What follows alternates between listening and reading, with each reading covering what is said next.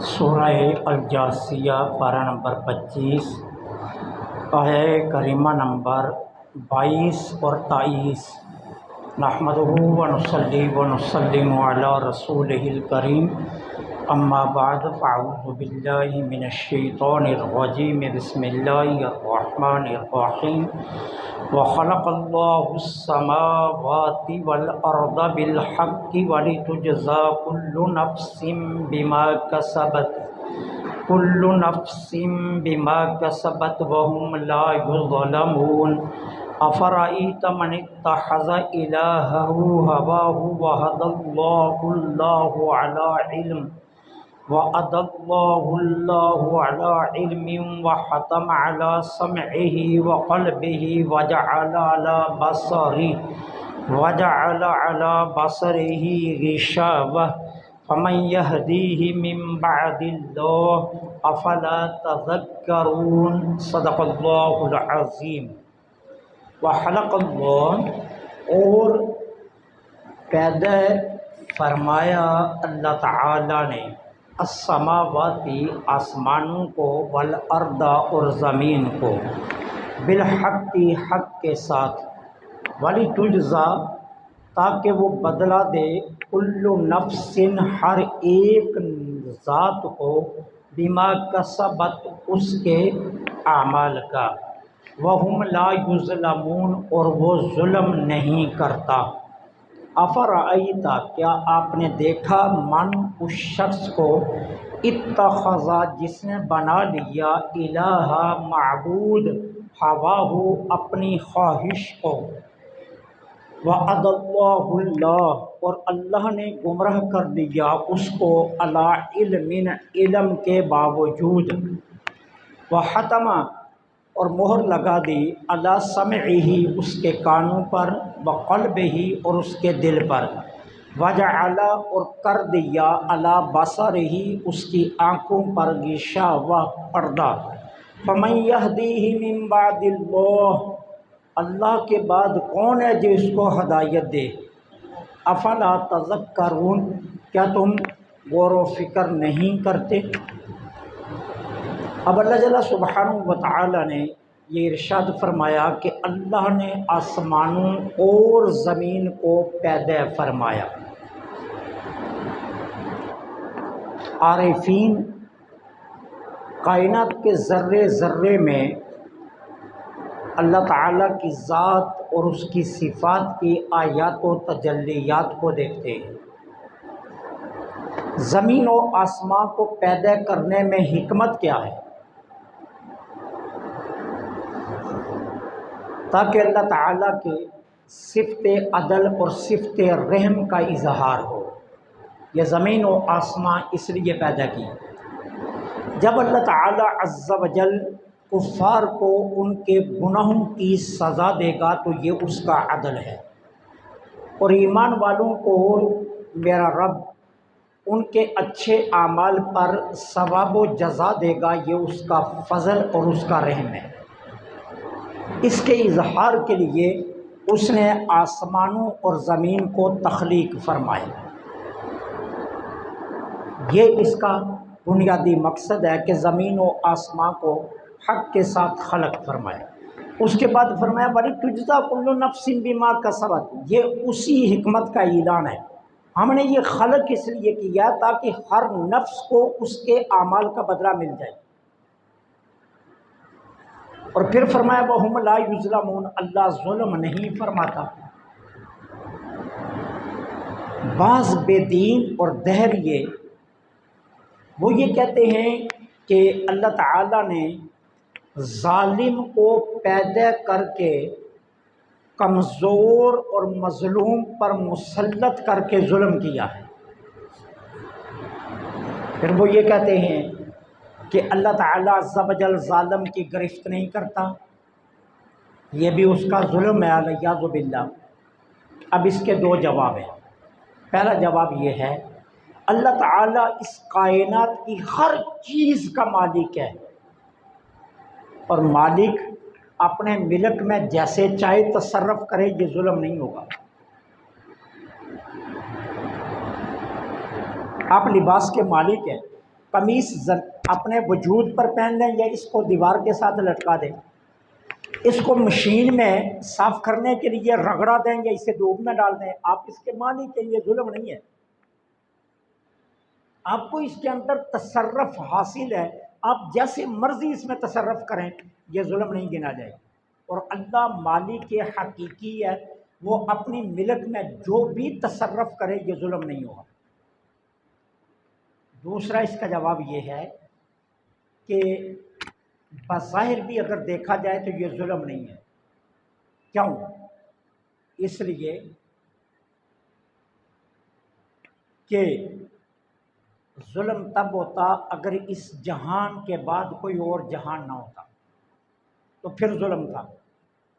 اب اللہ تعالیٰ نے اس جہاں کے بعد ایک اور جہاں پیدا فرمایا، وہاں اللہ تعالیٰ ظالم کو اس کے ظلم کی سزا دے گا اور مظلوم کو ظلم سہنے کی جزا دے گا۔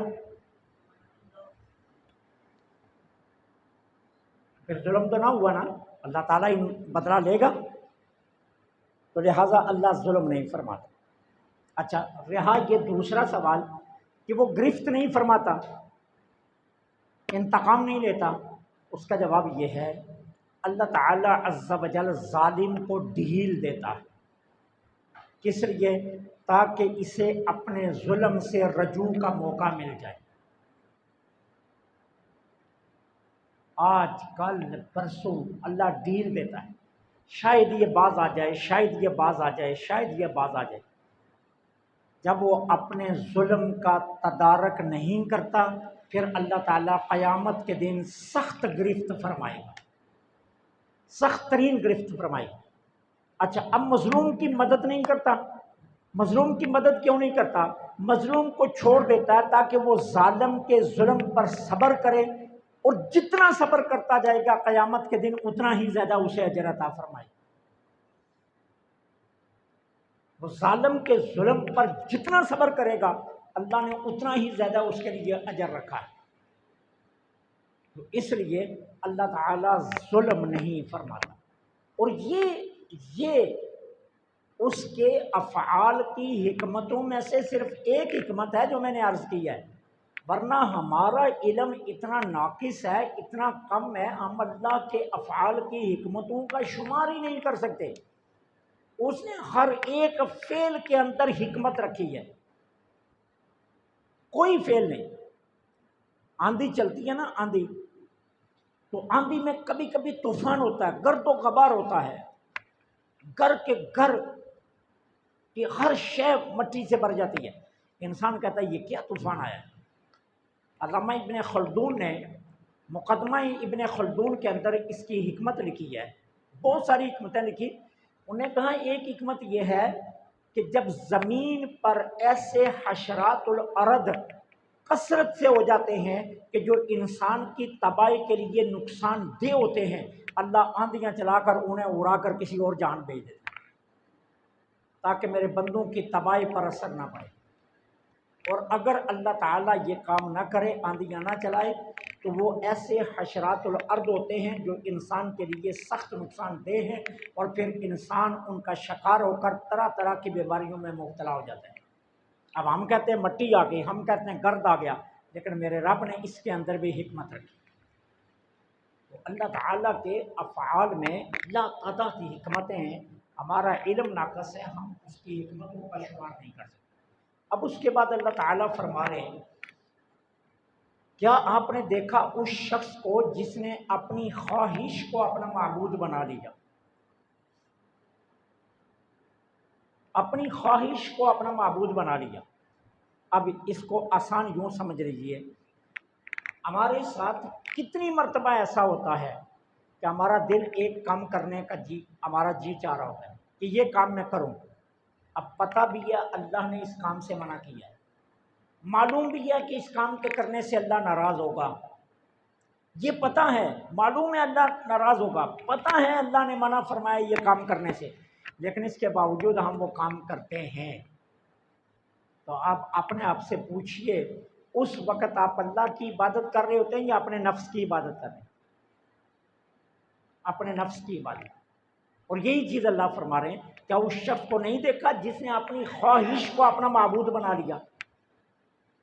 اب دو چیزیں سامنے آ گئی، ایک وہ کام ہے جس سے اللہ نے منع کیا ہے، اور ایک وہ کام ہے اللہ روک رہا ہے جس سے اللہ روک رہا ہے، ہم رک نہیں رہے، ہمارا من چاہ رہا ہے کہ ہم یہ کام کریں تو ہم اپنے من کے کہنے پر کر جاتے ہیں، تو اس کا مطلب کیا ہے کہ ہم نے اللہ کی نہیں مانی، اپنے نفس کی مانی ہے۔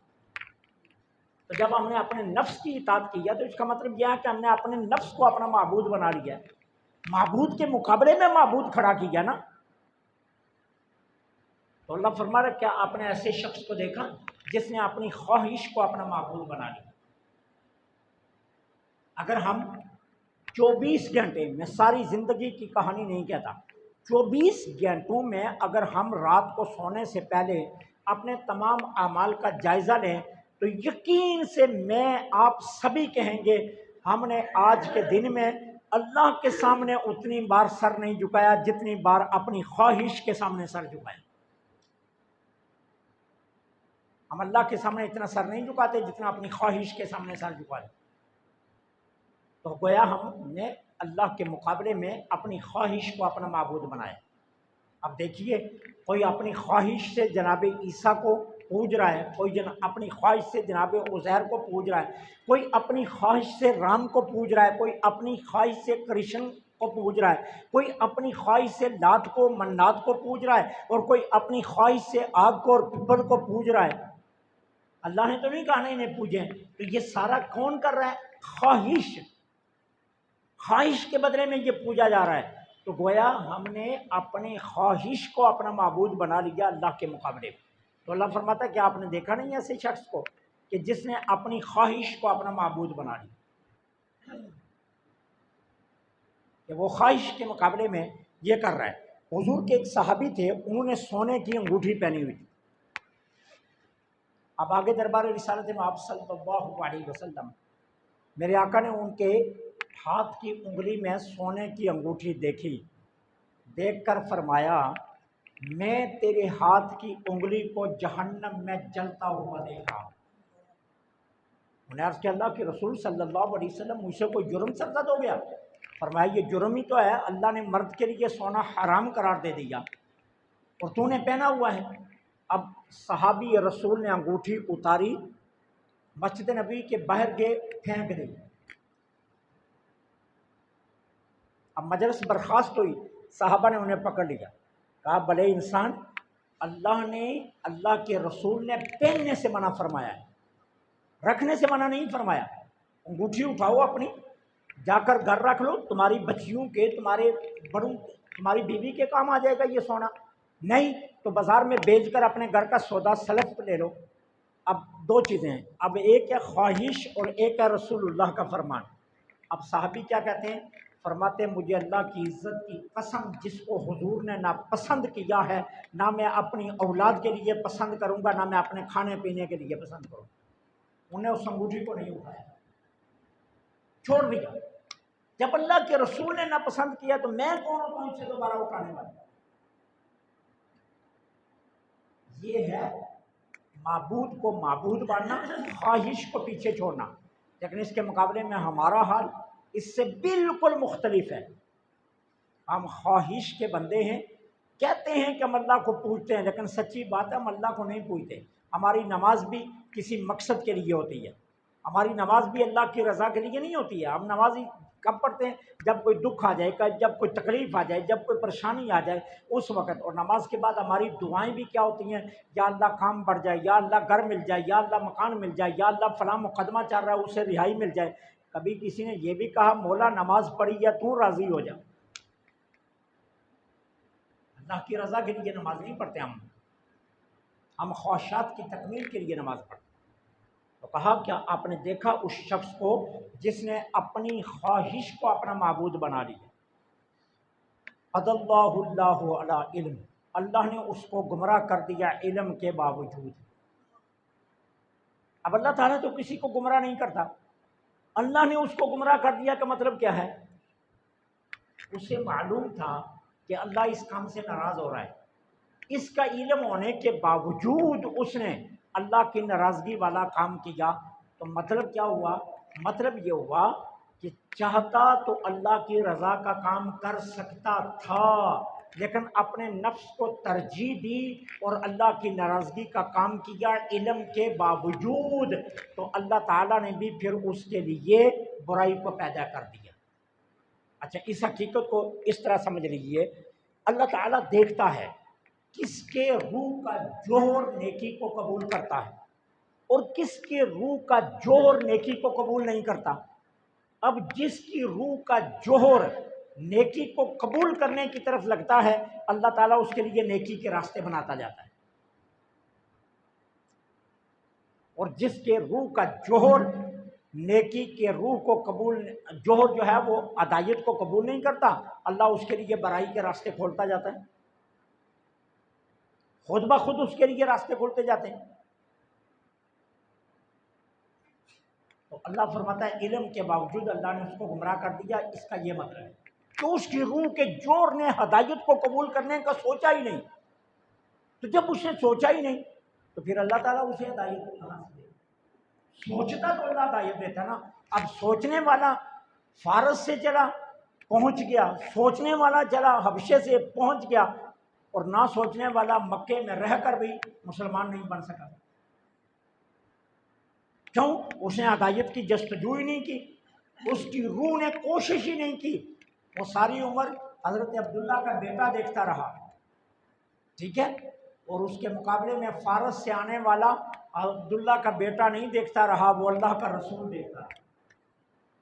وہ ہدایت کے جوہر کی طرف جو جاتا ہے، اللہ اس کے لیے ہدایت کے راستے قبول کھولتا ہے، اور جو ہدایت کے جوہر کی طرف نہیں جاتا اس کے لیے برائی کے راستے خود بخود کھلتے جاتے ہیں۔ قرآن بھی کہتا ہے کہ جو شخص کہتا ہے اللہ مجھے دنیا دے دے، اللہ فرماتا ہے ہم دنیا اسے دے دیتے ہیں۔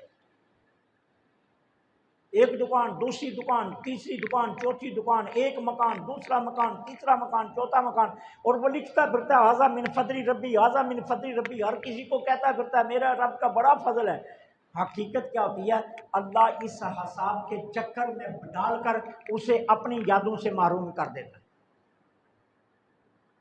دکن کا جو تھا نا نواب، وہ حضرت خواجہ نظام الدین اولیاء رحمۃ اللہ علیہ کی خدمت میں حاضر ہوا، اور اس نے کہا جی یہاں 24 گھنٹے دسترخوان چلتا ہے، یہاں ہر وقت کھانے پکتے ہیں، لنگر چل رہا ہے، دور دراز سے مسافر، مسکین، غریب، مزدور صبح و شام یہاں سے کھانا کھاتے ہیں، میں آپ کی خدمت میں 10 مربع زمین وقف کرنا چاہتا ہوں۔ کس کے لیے؟ دربار کے لیے۔ حضرت خواجہ نظام الدین اولیاء کو کہتا ہے دکن کا کون؟ نواب، کہ 10 مربع زمین میں آپ کو دینا چاہتا ہوں تاکہ اس کی انکم سے دربار کا نظام چلتا رہے۔ اب خواجہ نظام الدین اولیاء کا جواب سننا، فرمایا تم میرے دوست ہو یا میرے دشمن؟ نواب سے کہا تم میرے دوست ہو یا میرے دشمن؟ اس نے کہا جی میں تو آپ کا ارادت مند ہوں، عقیدت مند ہوں۔ فرمایا یہ کون سی عقیدت ہے کہ تم مجھے اللہ کے ذکر سے ہٹا کر زمینوں کے حساب میں لگانا چاہتے ہو، کہ میں زمینوں کے حساب کرتا پھروں کہ 10 مربع سے کتنی کنک آئی ہے، کتنی گندم آئی ہے، کتنی فصل آئی ہے، اس چکر میں مجھے ڈالنا چاہتے ہو اللہ کے ذکر سے؟ اگر تم میرا دوست ہوتا تو تم مجھے کہتا نظام الدین آپ اللہ کا ذکر کرو، لنگر تو خود اللہ چلاتا رہے گا۔ تو انسان کو جب مکانات، جب پلاٹ، جب دکانیں، جب محلات ملنے شروع ہو جاتے ہیں، وہ سمجھتا پتہ نہیں اللہ کا فضل ہے۔ اللہ کا فضل نہیں ہوتا ہے، وہ تو آزمائش کے دن شروع ہو جاتے ہیں۔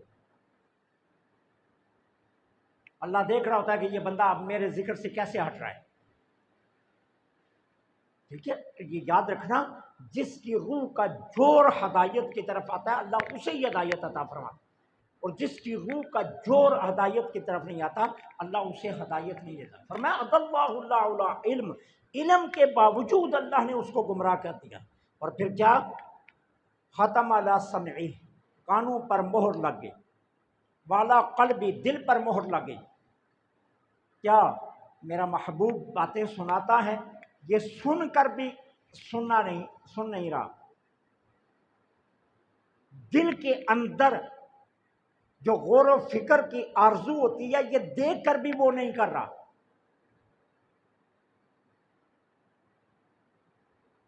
وہ دیکھ کر بھی یہ نہیں کر رہا۔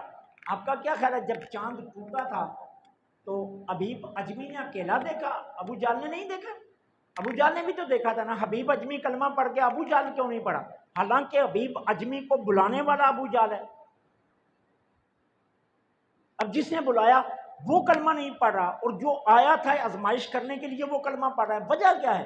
ٹوٹا چاند دونوں نے دیکھا تھا، لیکن جس کی روح کے جوہر نے ہدایت تلاش کی اللہ نے اسے کلمہ نصیب کر دیا، اور جس کی روح کے جوہر نے ہدایت کی طرف دھیان نہیں دیا وہ کہنے لگا لو زمین پر جادو چلتا تھا، آسمان پر بھی جادو چل گیا۔ روح کا جوہر جب ہدایت کی تلاش کرتا ہے اللہ پھر ہدایت دیتا ہے۔ اپنی سوچیں پاکیزہ رکھو، اپنی فکریں پاکیزہ رکھو، ہر لمحے اچھا سوچتے رہو تاکہ اللہ تمہارے لیے اچھائی کے راستے کھولے۔ جوہر روح کا جوہر تب ہدایت قبول کرتا ہے۔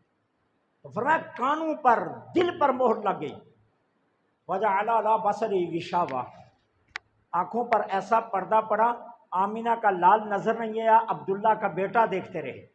وہ صاحبزادہ فیض الحسن علو محار شریف والے وہ اپنے خطبات میں فرمایا کرتے تھے، ایک جملہ فرمایا کرتے تھے، او نجدیو تم نے علیمہ کی بکریاں چراتا دیکھا ہے، کبھی جبریل امین سے سدرۃ المنتہا سے آگے جاتا نہیں دیکھا؟ ساری عمر یہ کہتے ہو ہمارا جیسا ہے کیونکہ علیمہ کی بکریاں چراتا رہا، اور کبھی یہ بھی تو دیکھو نا کہ جبرائیل کو کاٹ لگا کر سدرۃ المنتہا سے آگے چلا گیا، یہ بھی تو دیکھو۔ تو کوئی یہی دیکھتا رہا کہ یہ آمنہ اور عبداللہ کے بیٹے ہیں، اور کسی نے کہا نہیں یہ اللہ کے رسول ہیں۔ جن نے رسول کی حیثیت سے دیکھا وہ ہدایت پا گئے۔ تو روح کے جوہر کو ہدایت کی طرف قائل کرو۔ روح کا جوہر جب ہدایت کی طرف نکلے گا پھر اللہ ہدایت کے راستے کھول دیتا ہے۔ فَمَن يَهْدِيهِ مِن بَعْدِ اللَّهِ، جس کو اللہ گمراہ کر دے پھر ہے کوئی ہدایت دینے والا؟ کہا کوئی اسے ہدایت نہیں دے سکتا۔ اللہ چاہے تو ہدایت ملتی ہے ورنہ ہدایت نہیں مل سکتی۔ افلا تذکرون، تم اس میں غور و فکر کیوں نہیں کرتے؟ اللہ سے دعا ہے اللہ حق